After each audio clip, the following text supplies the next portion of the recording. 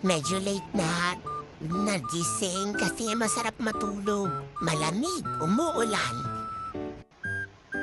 Yan, so yun na nga.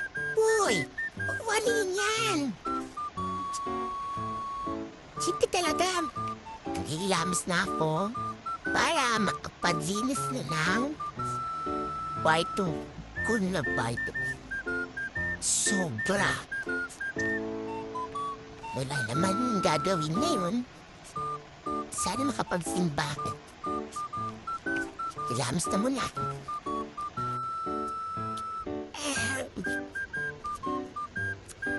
Ayun na nga. Kapag hilamos na ang lola nyo. So bago ako maglinis, maglagay muna tayo ng moisturizer.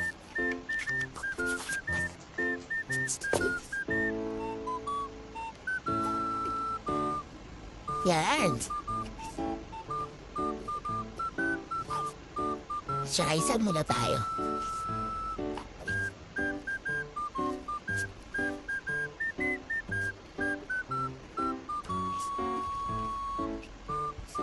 Ano nga pala pang nilalagay ko? Retinoid.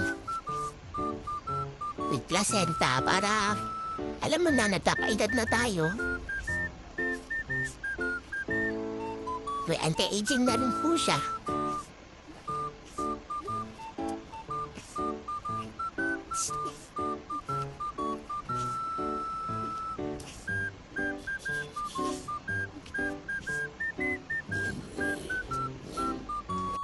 Ayan nga, nakapag-moisturizer na ako. So, ayan yung mga doggy. Umpisan ko na maglinis kasi super kalat ng aking kwarto. Yan siya. Super kalat. So, tara samahan niyo ako maglinis. So let's go, linis-linis na tayo, mga ka-single. O diba, baka nagtataka kayo kung bakit yung doggy ko nasa kama. Don't worry, malinis pa yan sa mukha mo. At saka nagkukusang loob silang maligo. Pag naiinitan na sila, lalo-lalo na si Cookie. Minsan nasa banyo na siya. Pag akyat ko nun pala, naiinitan siya. Kusa siya naliligo.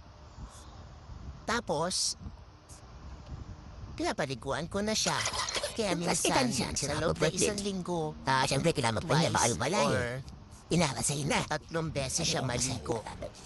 Kaya don't worry. Kahit nasa sakit po sila, natutulog, okay lang yun. Finally, nakalinis na nga ako. Okay na, wala na mga alikabok. Tapos, alam mo yung next week ulit? Yes. At ayun na nga. Tapos na ako maglinis. Hay na po. Sana matapos na tong bagyong to. Kawawa naman yung mga doggy sa labas, yung mga cats, yung mga hayop na nasa street.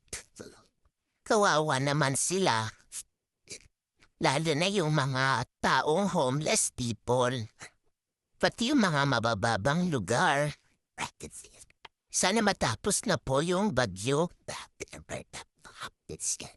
Ayun lang.